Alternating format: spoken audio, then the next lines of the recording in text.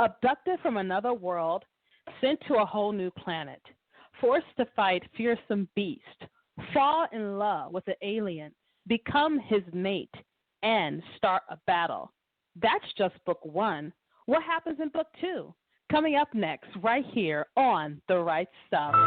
You are listening to the best, the only place to be on Tuesday night. That's right, you're listening to The Right Stuff, and you're at the right place at the right time. From England to Canada, from Detroit to the Poconos, we are showcasing Christian authors worldwide, giving you tips, tools, techniques, and resources for you, the writer, to hone and perfect your craft.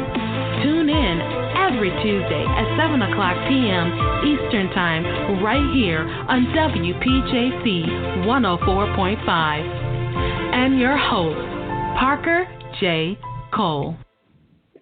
Hi, and welcome to another edition of The Right Stuff. I'm the queen of Tuesday nights, Parker J. Thank you so much for being here with me. I am so excited for our returning guest co-host and contributor, Alan Steadham, and his new book, Jordan's Arrow, Book 2 in the Jordan Algaron series. I am so excited to showcase this because I really love the first one. And this book, I just finished it today, is a wonderful follow-up to book 1. You know sometimes how you can read book 1 of a series, and then you read book 2, you kind of go, that is not the case. This book just continues on a strong note and brings more and more of the mystery of Jordan and her whereabouts and how this all happened to her to another level. So what I want to do is encourage you to pick up your copy of Jordan's World, which is the first book in the series, and then get today's release, which is Jordan's Arrow, on Amazon.com. It's only 99 cents. Go ahead,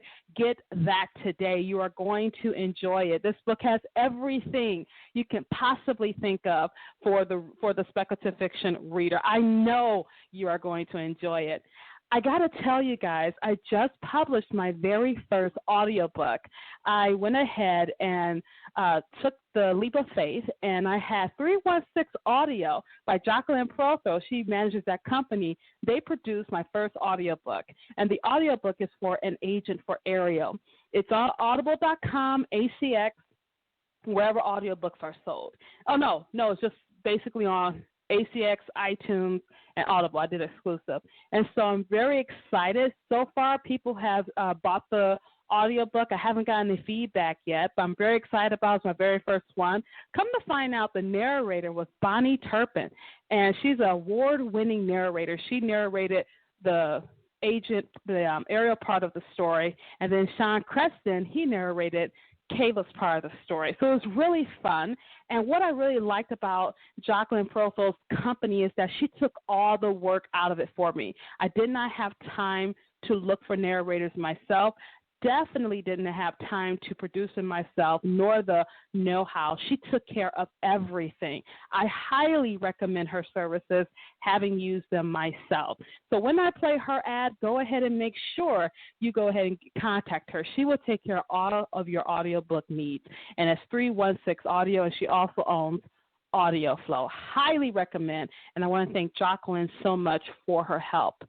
Also, my next book, Eva, it has been in publishing since Saturday. I contacted Amazon. Amazon said, hey, we're just delayed, so we got to wait. But it is there. Hopefully once it drops, you'll get a chance to get it. And I also want to invite you guys to join our Patreon team. See what we're doing. We do showcase Christian authors worldwide.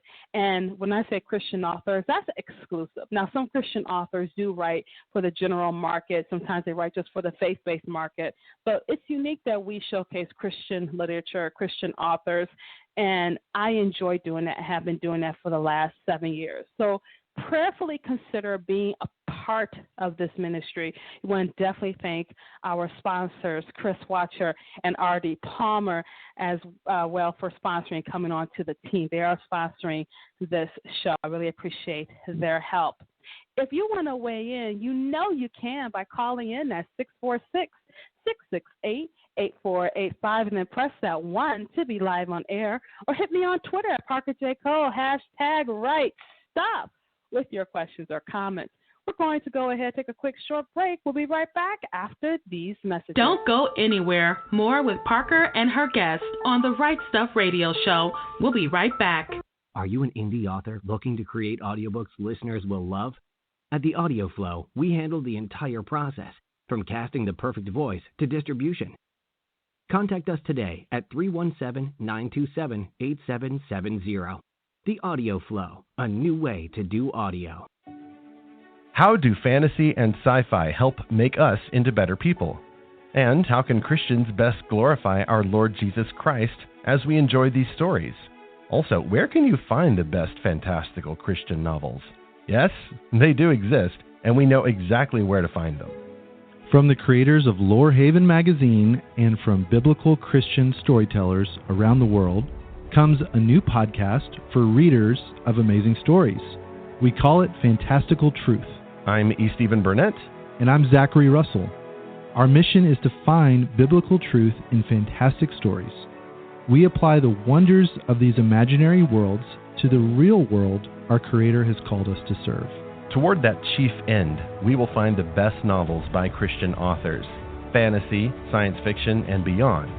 Together we will explore these stories in light of the gospel, and we'll join these authors and other creative friends on this joyful journey to find the happiness and holiness of Jesus by exploring His gift of truthful imagination. Please subscribe at lorehaven.com or on podcast players everywhere. Join us in this eternal quest to seek and find fantastical truth.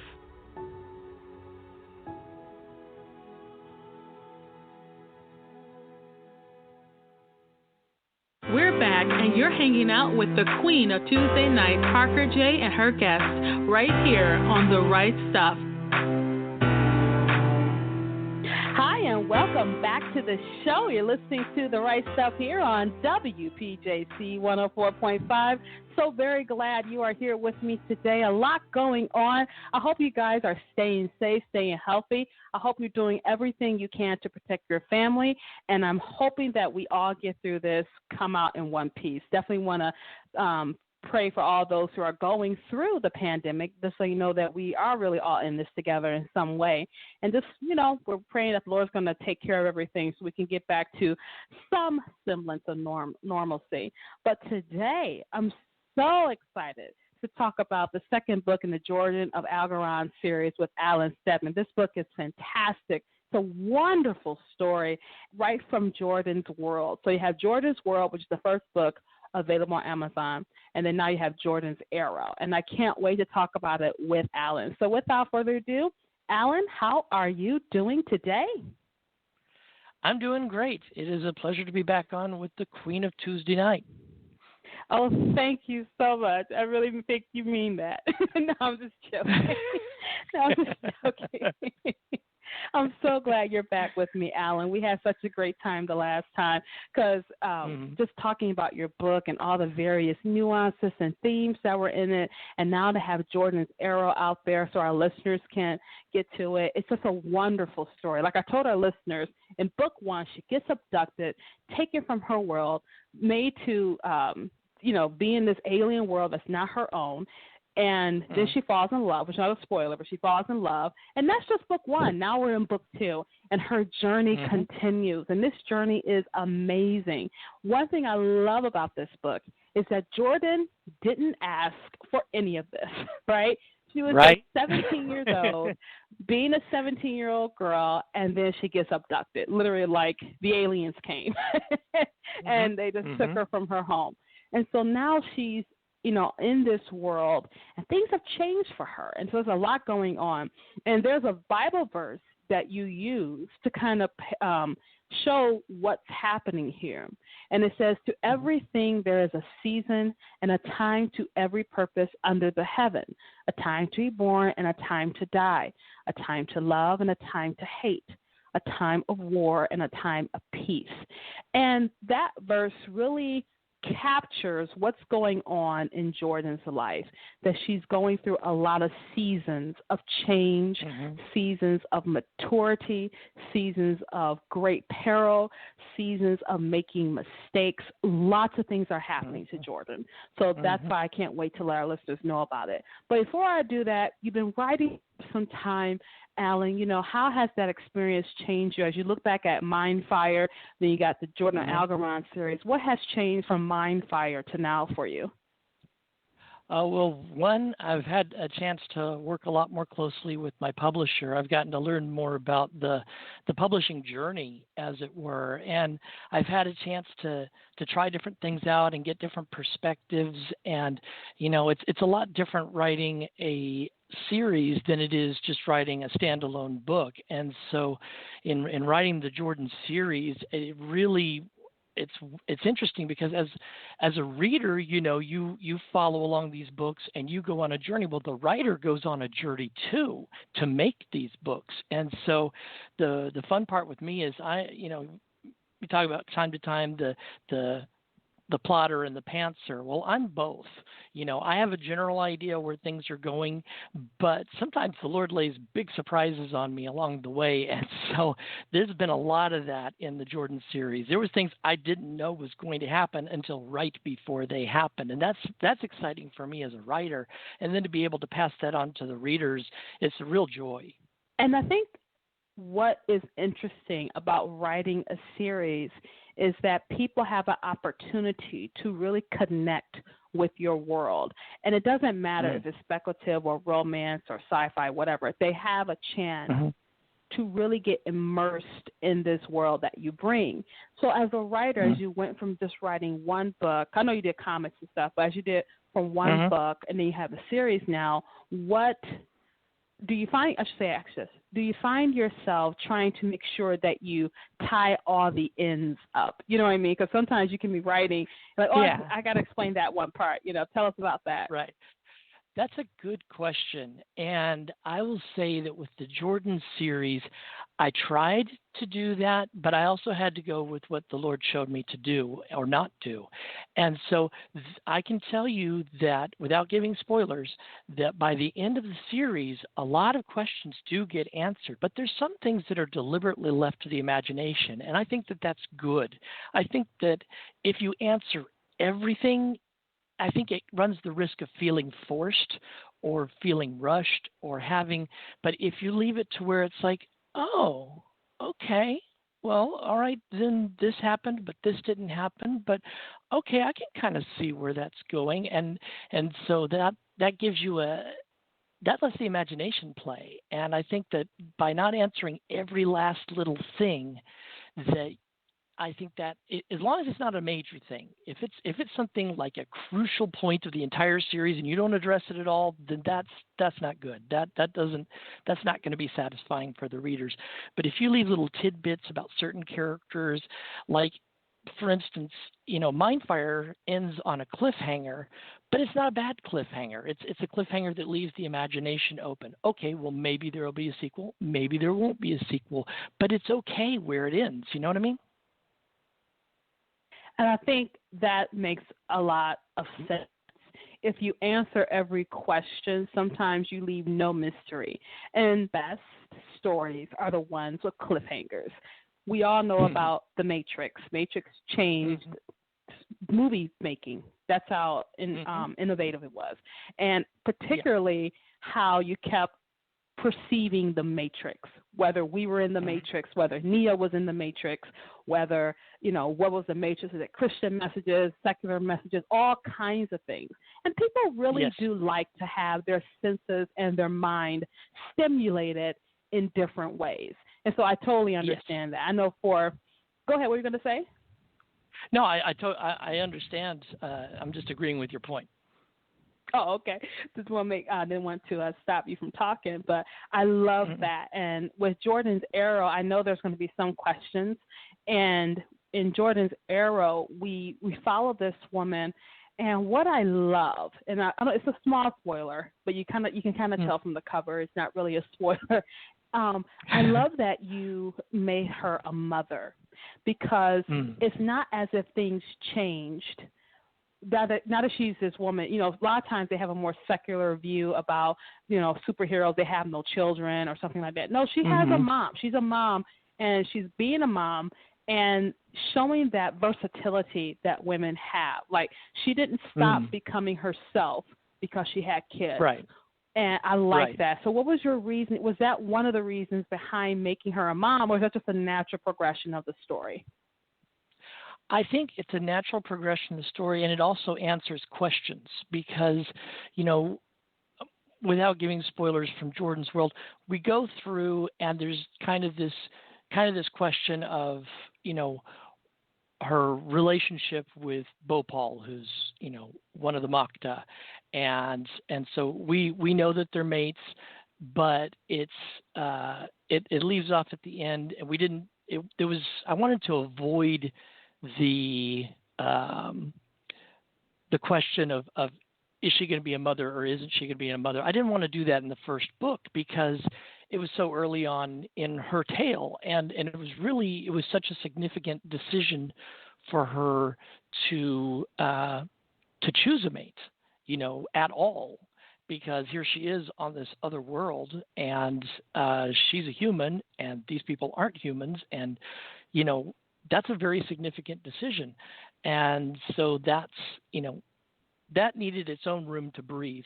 But in the second book, we've got a little time has gone by, and it is a natural progression, but also it raises questions because of some of the things that happened in book one that we're not going to talk about. So that led to some of the basically, mystery. I mean, what happens when you mysteries and what happens when you blend alien with human and these other elements and things that come into play just from that environment.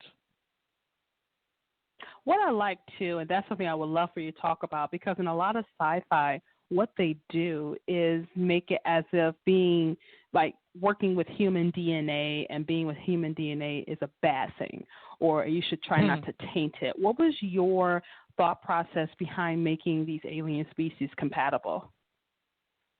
Well, it's part of the bigger mystery, which is why did the people that Jordan called the abductors that took her and her mom from Earth and dropped them off on this planet, why did they do that in the first place?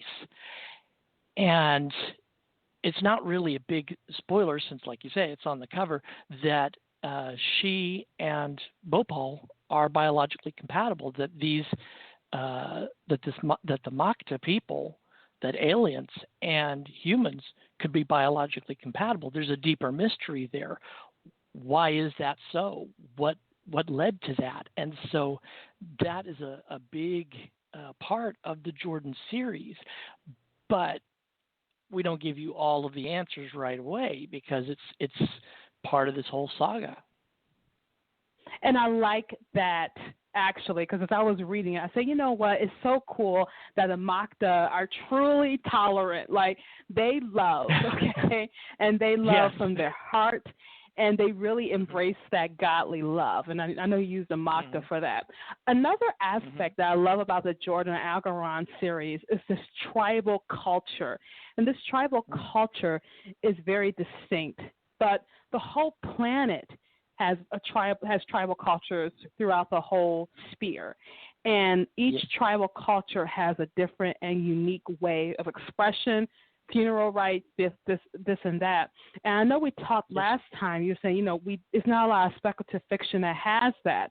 And what I like is that you humanize tribal cultures because you're showing they're very complex. Just because they're not running around in cars doesn't mean that they don't have problems like we do. Go ahead and expand on that for me. So, yeah, I mean, to me, you chose a very good word, to humanize the culture. I mean, just because if I could give another fictional comparison, it's sort of like Black Panther and Wakanda. I mean, just because it's in Africa, there's been this stereotypical view of Africa forever. And it's only recently that people are starting to see, hey, Africa's part of the modern world, and Exactly. I wanted to do something with that here, in that just because they don't have electricity and they don't have ray guns and all this kind of stuff, doesn't mean that they don't have a rich culture. And it's an ancient culture, and so it shows. I think that this does a good job of showing the nobility or the innobility of cultures, on this world, and how not everybody's going to get along.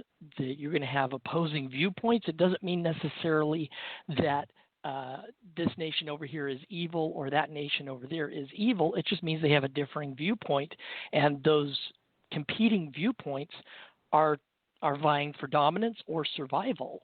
And so, how do you deal with that? It doesn't, but you can be equally intelligent, equally capable. That's one of the things that I really wanted to do in Jordan's Arrow, was to show that Jordan has a counterpart from the Gulsta, and they are driven by culture. And Jordan is trying to protect the Makta culture. And so it comes into a clash. And for those of you listening, we're talking to Alan Steadham. He is the author of the book Jordan's Arrow, which is available on Amazon.com. You can also get book 1 of the Jordan of Algorand series by going to Amazon. We want to thank Ambassador International for bringing us together. Really enjoy this series and their books, so make sure you follow them online at ambassadorinternational.com. We're going to go ahead and take a quick short break. When we come back, more about Jordan's Arrow, more talk with Alan Steadham. If you want to call in and weigh in, you can. Call in at 646-668-8485. Don't go anywhere. More with Parker and her guest on the Right Stuff Radio Show. We'll be right back. If you are an author looking to gain visibility for your books, then AuthorShout.com is the place to go. We have a wide variety of affordable products and services to include a member zone that will help you get the word out about your books. Our team here at AuthorShout.com specializes in creating stunning digital products to include book banners, teaser videos, book trailers, book covers, and a whole lot more. So what are you waiting for? Stop by AuthorShout.com today and let our team connect you with a world of new readers. As an author, you understand the devastation of someone plagiarizing your work. But what if someone stole your identity? Protect yourself and your family with identity theft protection. Services include credit monitoring, credit reports and scores from all 3 credit bureaus, social security number, emails, credit cards, bank account monitoring, and social media monitoring from Facebook, Twitter, Instagram, and LinkedIn. For more information, call 248-525-7680. We're back, and you're hanging out with the queen of Tuesday night, Parker J. and her guest, right here on The Right Stuff.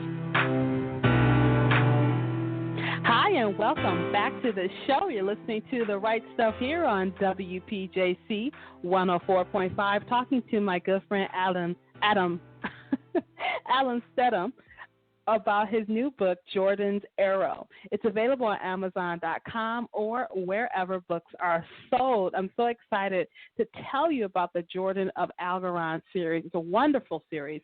So make sure you pick up book 1, Jordan's World. And Alan, thank you again for being with us on the show. It's so funny. I keep mutilating your name, but it's not on purpose. It's not on purpose. I think I'm just really giddy because I just love talking about this series. It's a wonderful series. And sometimes when I get really excited, my words and everything just kind of go all over the place, like a bunch of golf balls in a machine or something, And so my apologies for that. But I'm really excited you're here with me talking about Jordan's Arrow. And my next question deals with these tribal cultures because you expanded that in book 2. In book 1, we're just introduced to a tribal world with a hint of other cultures there. But in book 2, you have a vast variety of tribal cultures.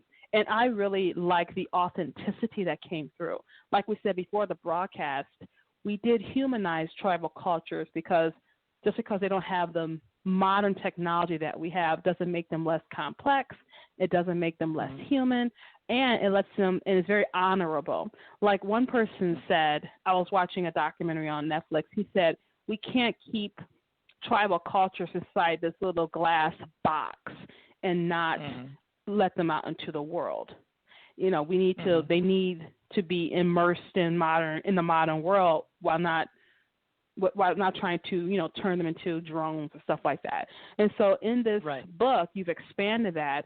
And so let's talk about these tribal cultures and what kind of research you did. Was it based off of real cultures? Was it based off just, you know, I was writing and the Lord told me to say this. Tell us about these other cultures that we encounter in Jordan's Arrow. Sure. Well, okay, just as our starting point is the Makta. And the Makta probably are, I mean, I made up some of it, but there are some elements that are callbacks to Native American culture. There are a variety. I wanted to show basically a family-based tribe. I wanted to show, but also the flip side of that they would do anything to defend their families and their tribe. And again, some of that is callback to Native American culture, just a variety of sources from there. But then when we come into the Gulsta have a very different culture. They are more conquest-based. And there's been tribes throughout, and peoples throughout history that built their entire societies on conquest. And I mean, you could go all the way back to before the Roman Empire to see that. Some of the Germanic tribes and some of the various ones that they expanded their territory, they defended their territory, and there's just this drive that if they are not territory, they're failing. Now, I'm going to give a teensy bit of a spoiler here. The Gulsta have a longer history than the Makta. And at one time, they were a much bigger tribe and power in this world.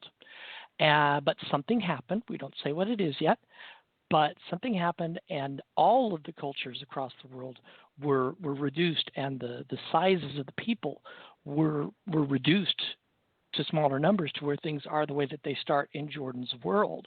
And so, but you've still got ancient elements of those tribal culture still existing today on Algorand. And so the Gulsta, they have fought the Makta before, but they were defeated. And so that happens early on, and we see that, well, they are now trying to make up for that, and this is what launched them basically into a world war. And Jordan gets caught in the middle of it. And so you've got the one culture that believes that the only way that they can be strong, the only way that they can accomplish things is through conquest. And then you've got another culture that says, we just want to hold our own. We don't want to expand out. But if you come and threaten us, if you come and threaten our neighbors, we will defend ourselves. And there you go. You've got the elements for conflict. There is an episode of Star Trek, the original series, where he's talking to the ambassador of this world who captured him. And he said, ambassador, I didn't start this war, but I'm liable to finish it. And that is one of the best lines ever, you know. And I love it because the Makta is basically saying, if you bring it, we're going to bring it too, but we're not trying to. And that really clashes in the book because the Makta are not a conquest people. They just want to live their lives like a lot of people do and go on. But like you said, it's a clash of cultures because if you have a culture that ruled the world at one point, just about ruled the world at one point, and then something happens and they get knocked down, that ode to glory remains in that culture's I want to say psyche almost. And it's hard to, you want to go back to those glory days. And so the Gulsta, their main concern is conquest, even if no one provoked them. And that's the interesting thing. They have to conquer you because this is what we do. And so this becomes a challenge for Jordan, who you have to remember never asked for any of this. And I felt so bad for Jordan. At one point, I felt bad for her. She was on Earth, she was on Earth sleep, and now she's on this other world, caught up in the war. I felt so bad for her. You know, I really did. Like, I didn't ask her this. Before she kept saying, she didn't say anything. She deals with it because the Makta taught her you accept when things happen. And sometimes that's the hardest thing, to accept when things happen. And I love how this world that she is on, she carries their characteristics, and she picks up on their way of doing things. And they teach her about herself in a way that she probably would not have gotten on Earth. And no, I don't think she would have gotten that on Earth. And I love the fact that she begins to assimilate this world. But even when she begins to assimilate this world, she's not really a part of it because she's so different. And I know you were going somewhere with never quite fitting in, but having a purpose for the way you are. Talk about that when it comes to Jordan. Well, I mean, think about it. I mean, Jordan is not a Christian character at this point in the story, but in a way, she represents a lot of us because she is going along and she doesn't fit in. I mean, even when she was back on Earth, she didn't really 100% fit in. But here, it's much more magnified. And basically, she has been set apart even on this other world. Every step of the way, she's special, but not in an egotistical way. She knows she's different. And every time things start to get a little more normal, she's different. And I think I would like to think that that's something that people can relate to, is that, they go along and, and you get saved, you come to the Lord, and then things suddenly make sense when you accept Christ into your heart and you start learning about what it means to be a Christian. You start studying the Bible. You start seeing the patterns that have existed throughout time that God sets down. But then you see along the way, I never fit in, ever. I tried to, but I never could, and I never understood why. Because God had you set apart for a purpose. And Jordan is set apart for a purpose. Exactly. Another aspect I want to talk about is Jordan's mate. And Jordan's mate, I really came to admire him because he tries to be what she needs him to be. And that's difficult. And it's a lot about marriage, because in marriage, marriage is all about the other, if I can put it that way. Yes.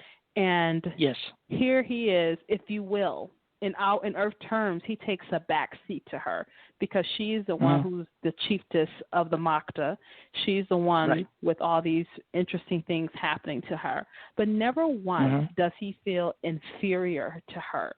And this speaks a lot about his mindset. If anything, he just wants to be her husband, and he wants to be what she needs to be. Tell us about how that's a lot different from a lot of fiction where there's this fight for superiority. Tell us about that. Well, sure. I mean, one of the things that just felt right with Bhopal is that even from the very beginning, he never had an ego. But he doesn't feel bad about himself either. He doesn't have low self-esteem. He's got good self-esteem. But he knows his place in the world. He grew up, he was the son of a chiefess. He could have become a chief if circumstances hadn't gone the way that they had. But it didn't bother him that he didn't become a chief. He still is taking on important roles, whether it was supporting his mother when she was the chiefess, or Jordan when she becomes the chiefess. He's one of those low-key, mellow guys who is comfortable enough with himself and strong enough in himself that he can do what he needs to do. He's not competing with anybody. He doesn't feel that he has to. And I think that sets him apart from a lot of fictional males and real life males. I mean, but there's tons of real life males that are confident enough in themselves that they don't have to domineer somebody. They don't have to compete or feel less than just because. I mean, because in a marriage, the husband or the wife, no one is superior to the other. They each have roles. And so in this case, sometimes it's Jordan who feels uncomfortable with things because she's been thrust into the spotlight, but she doesn't want to be there. So it's very interesting. And having that confidence in yourself, that's why you don't have to be jealous if something happens. You don't have to try to seek that, because he was actually the perfect foil for Jordan, because all this stuff is happening to her and it's very overwhelming. And then he's okay, baby, it's going to be okay. What do you need me to do? You know, roll your back, rub your feet, you know, whatever. And he's that type of guy. And I like it because he's not, even though he's very strong, his strength comes in the fact that he's a gentle partner, because Jordan she's all over the place. A lot of stuff happening. Yeah. She's very emotional, erratic, and he's the calm part of it. But he could have been jealous, but he never was. And I think for us, when we recognize who we are, we don't have to be jealous of anyone else. We're a child of the King. Right. We don't have to be jealous of anyone else. And I like how that is explored in this relationship with Jordan and Bopal. What were you going to say? I was say one of my favorite scenes in there, and this is no spoiler. I mean, we see it on the cover that she starts the book pregnant, very pregnant with their second child, and I love the scene where they're out for a walk, and she kind of stumbles in the snow, so he picks her up, very gentlemanly, and she likes that. She's basically, can I spend the rest of the day in your arms, you know? And it just had the right feel to it because of this dynamic that they have with each other. He's completely content whatever they're doing as long as it's together.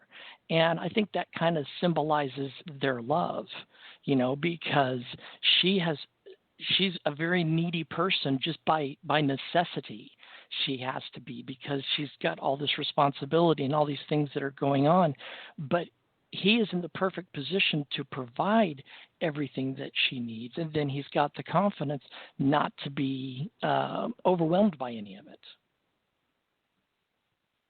And we are talking today to Alan Steadham. He is the author of Jordan's Arrow, available on Amazon.com or wherever books are sold. So make sure you go ahead and pick up your copy today. When we come back, Alan is going to read an excerpt from Jordan's Arrow that I'm sure you'll love. And you still have an opportunity to call in and weigh in by calling in at 646-668-8485. We'll be right back after these messages. Stay tuned. Don't go anywhere. More with Parker and her guest on the Right Stuff Radio Show. We'll be right back. God gives humans the gift of making amazing stories to glorify Him. At SpeculativeFaith.com, our ministry is to help fans explore fantasy, science fiction, supernatural stories, and beyond from an intentional and biblical Christian perspective. We share daily articles and have extensive archives tackling hot topics like end times beliefs, the art of writing, creative excellence in the Christian subcultures, discernment, sex, magic, Harry Potter, and space aliens and the Bible. If you are a parent or anyone else with a discriminating palate, our reviewers explore fantastical novels, movies, television, and games in light of God's beauty, goodness, and truth. Want to find Christian stories? The Spec Faith Library lists every fantastical novel we can find from a Christian author. It's all part of our mission to discern, engage, and enjoy fantastical human creativity in honor of our Creator, Jesus Christ. SpeculativeFaith.com, exploring fantastical stories for God's glory. Christian authors and writers, welcome to Redio. Redio app, developed exclusively for showcasing Christian fiction and nonfiction ebooks and audiobooks. Losing sales due to incorrect algorithm-influenced categorization? Books lost amongst non-Christian content? Redio allows you to reach your target audience who's eager to devour your Christian, faith-based books in a variety of subgenres. You write in a niche market. Redio solely caters to it. Become a content contributor and receive early notification of when you can start uploading your content. Go to twotigersllc.com and sign up today. Radio, the app for great Christian books. Follow us on social media at Two Tigers LLC.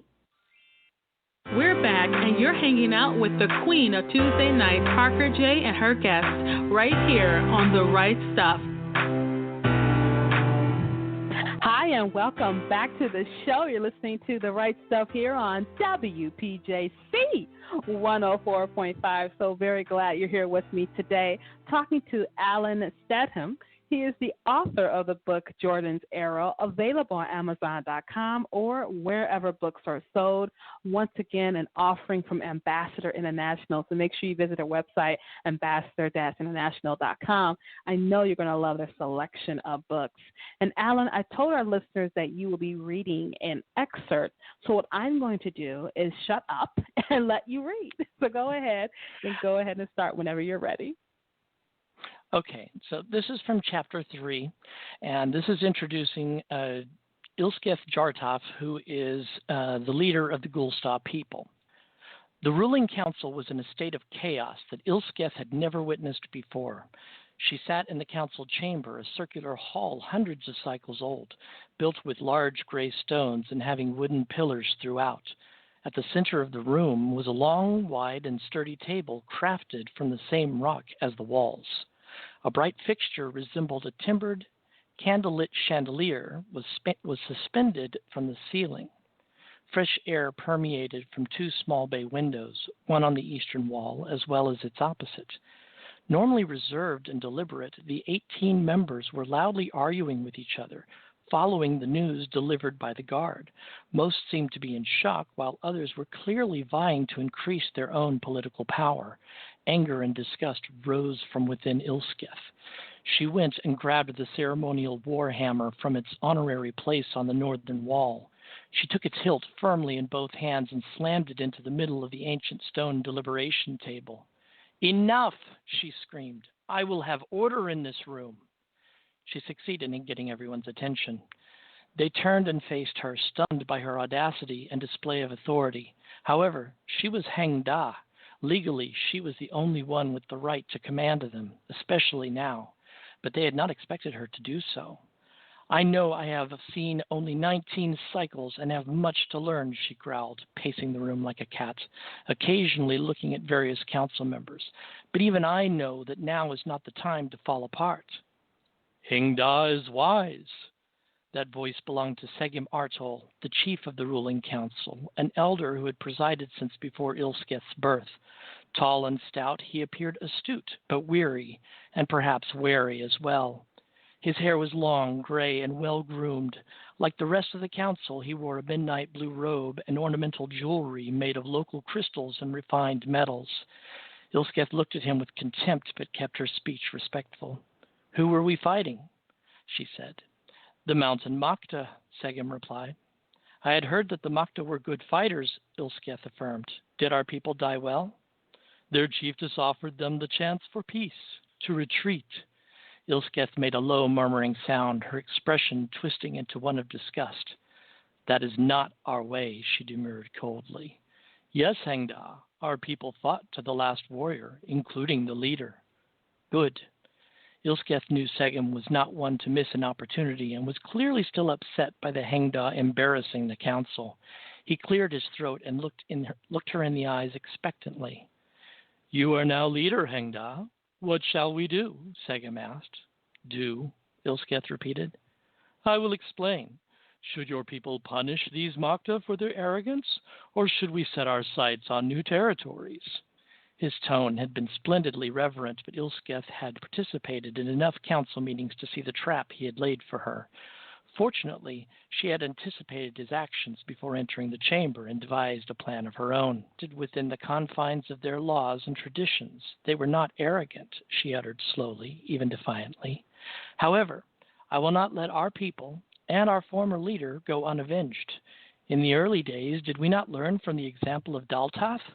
Her father, Kintosh, surrendered 4 provinces to the Windana to wage peace. The Windana returned a cycle later and attempted to take all of the Gulstar lands. But Daltath, also born with the clan sign, slew Kintosh and took command. Her cunning and savagery not only repelled the invaders, but she spent the rest of her life hunting them down. Now there are no more Windana. Daltath taught us that surrender is never an option. So do not ask me if I will act in a way that sounds or looks like surrender. If I ignore what the Makta did, it says we are weak and invites them to attack us, to believe they can conquer us. Obviously, that is not so. It was sickening to see Segum smile at her. Did he believe he had snared her? They both knew a battle now would not go well. The warriors would still be demoralized by the death of the previous leader. They also would not have much goodwill or rapport built with Ilsketh. Following this path would force her to rely on the council more. It would increase Segum's influence over her future decisions, and Ilsketh would not be so easily manipulated. But now is not the time for renewed conflict, Ilsketh continued, addressing the entire council and making eye contact with each member as she turned. We will bury our dead and heal from this loss. We will grow our forces and properly prepare for battle. I will show you that your efforts in training me have not been in vain. We will attack in overwhelming numbers from all sides, striking down their defenses and use their own people as hostages. When we take the Mountain Makta, it will be they who surrender or die. Segum's expression burned with indignation at the ease with which Ilsketh had evaded him. She had actually turned the situation to her advantage. Her words were met with praise and thunderous applause from the council. Not only that, but she knew her plan was sound. She could tell he knew that too, and he was not happy about it. And that was an excerpt from Alan from Jordan's Arrow, available on Amazon.com or wherever books are sold. And that was the introduction to the Gusta. The first thing I thought about, though, I did think about the Klingon, because when she got her warhammers, I thought about the Bakla, and I thought about Worf and Son of Mog and all that, and Kapla, Chark. I was actually asked to be a female voiceover for Klingon, but it never got off the ground. I was going to teach a class for Klingon, and I was practicing, and then it never got off the ground. I was so upset. That would have been a wonderful credit to my name, Parker J. Code, Klingon instructor. But, what else can I do with my life? I can die now.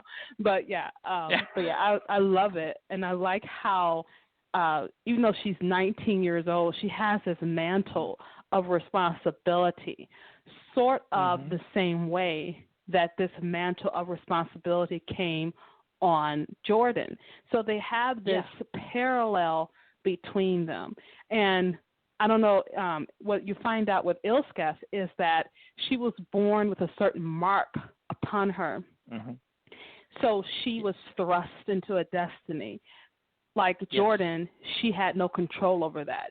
She could not have made herself not be born with it. It just happened. Guess what? Oh, you've got it. Guess what happens? With Jordan, we're going to take you from the planet. They both have parallel circumstances where they're thrown into circumstances beyond their control. And that's just a taste of Jordan's Arrow. One thing that I enjoyed about Jordan's Arrow was this wonderful journey of Jordan. And she makes mistakes. She's flawed. One thing is her temper gets the best of her. And when your temper gets the best of you, you can make the wrong decisions. That's why the fruit of the Spirit is self-control. And if you can control yourself, you can't control everybody else. You can control yourself. And that is something that she learns to her detriment. But after she learns that lesson, she makes a valiant effort to not let her emotions and anger control her. So as we get ready to end our show, tell us how this journey of Jordan changed from book 1 to book 2. Well, I think, in book 1, Jordan, when the story actually starts in chapter 1, she's 21 years old, but really she's still 17 emotionally. She really hadn't had a chance to grow. She just survived. She helped her mother to survive that initial winter they were there, and basically is trying to find who she is. In book 2, she knows who she is, at least at the beginning of the story. She knows, that she has a mate and she's got a child. She's going to have another child. But then, she also gets thrust into the seat of power for being a chiefess. So even once she gets kind of comfortable in who she is, there's a new level. And so really Jordan's character is continually being tested, but she's a young woman now. She was essentially a teenager in the first book. Here, she's a young woman, and she's trying to see not what kind of woman she's going to be, but what kind of leader is she going to be. And if she's not a good leader, people are going to die, And the hard thing, too, about anybody that's in that kind of responsibility, particularly in a fantasy environment, is no matter what decision you make, somebody's going to die. And so basically you're having to choose, what do I do to minimize that? What do I do to stop this war before it gets any worse than it already is? And that was a real challenge to do, because I didn't want to come across as either warmongering or as some type of activist. I just was really asking the Lord to show me how war is at its core. There is no upside to war. People get hurt, people lose things, they lose their lives, or they get injured, or they lose territory. There is no upside to it. And so that's what I hope is a takeaway from that, is that even though both sides had good reasons for, at least in their minds, good reasons for why they were going to war, there really were no winners in the situation. And one thing I would say is price of freedom is blood. And there are people who would rather not have war, but sometimes when all else fails and there is an enemy set on conquering you, you have tried other avenues. Do you let yourself risk your autonomy, or do you fight for that? And that's extremely important. I remember when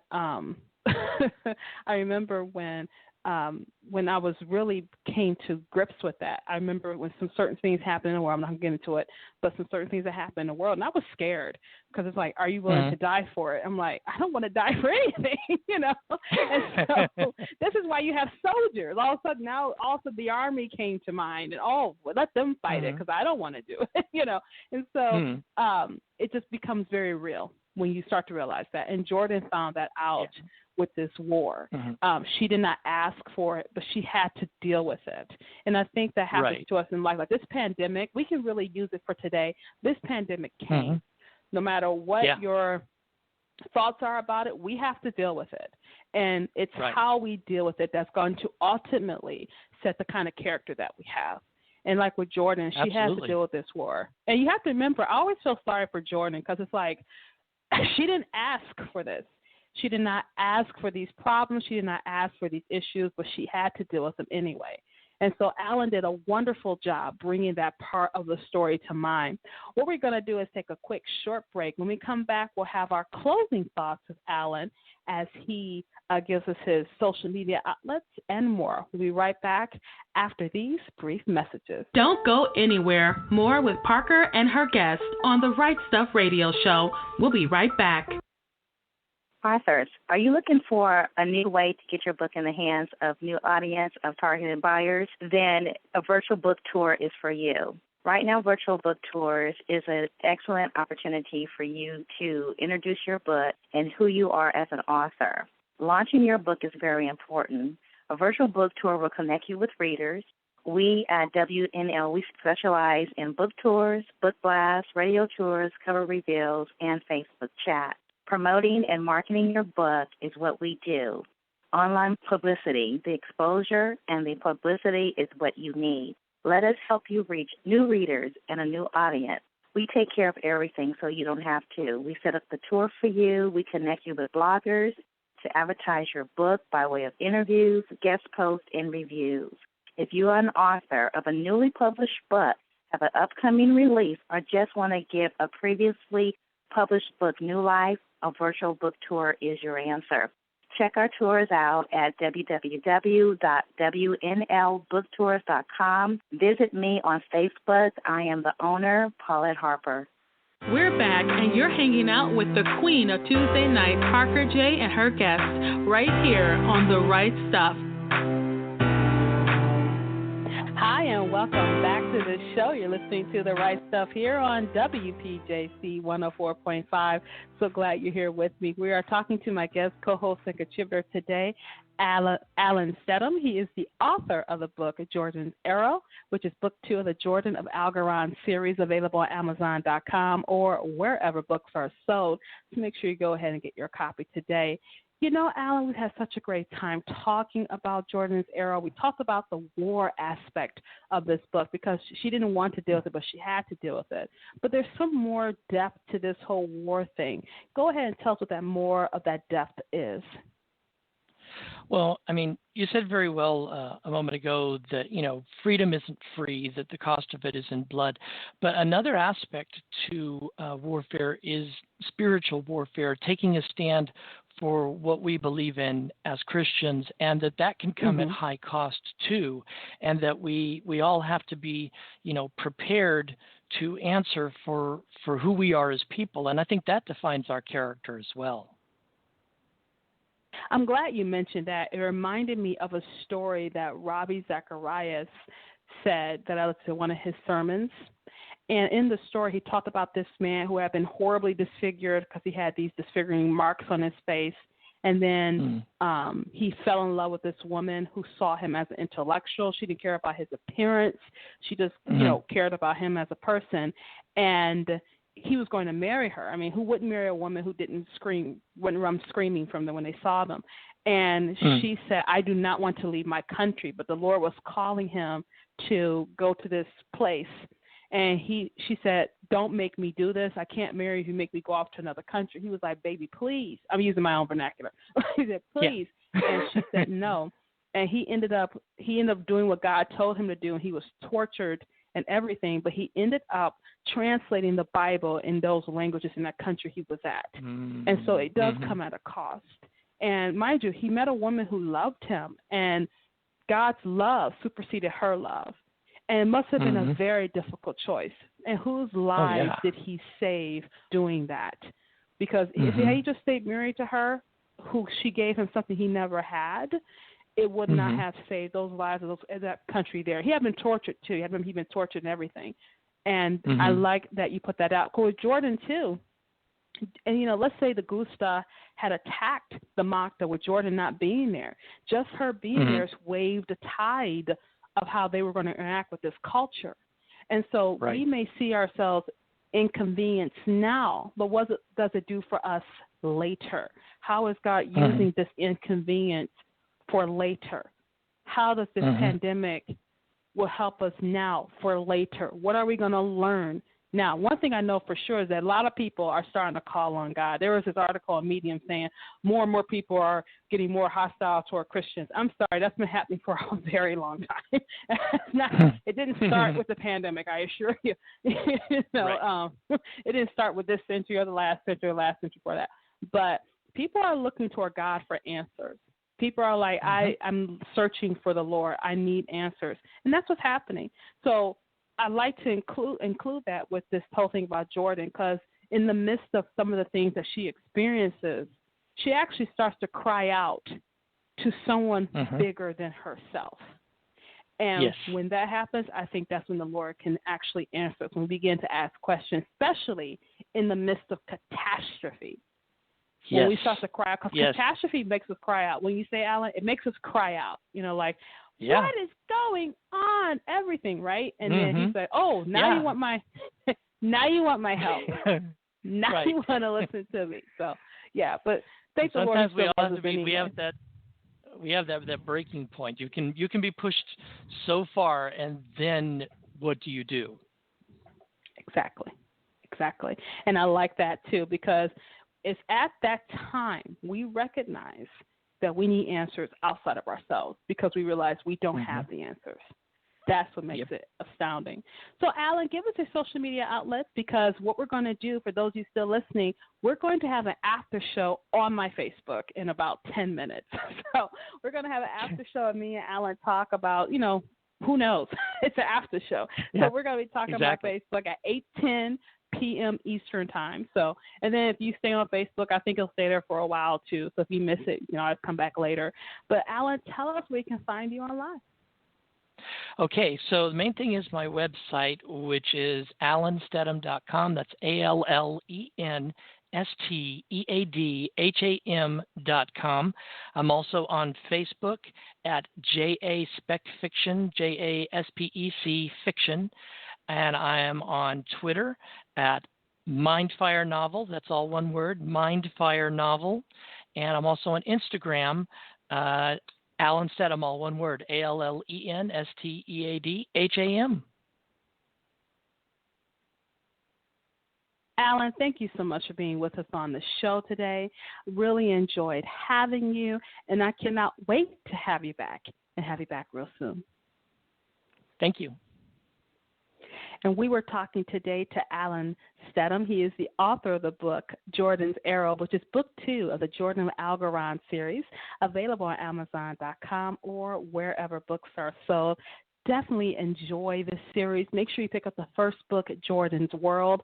Also available, we want to thank Ambassador International for the connection. If you want to know more about Ambassador International, go to their website, ambassador-international.com. Thank you so much for joining me for this edition of The Right Stuff. I'm the queen of Tuesday nights, Parker J., and you have a wonderful, absolutely glorious, blessed day. Thank you for joining us for this edition of The Right Stuff. Follow Parker online at parkerjcole.com. To hear this show and other shows, visit the show archive at therightstuffradio.wordpress.com. We'll be back same time next week, 7 p.m. Eastern Time.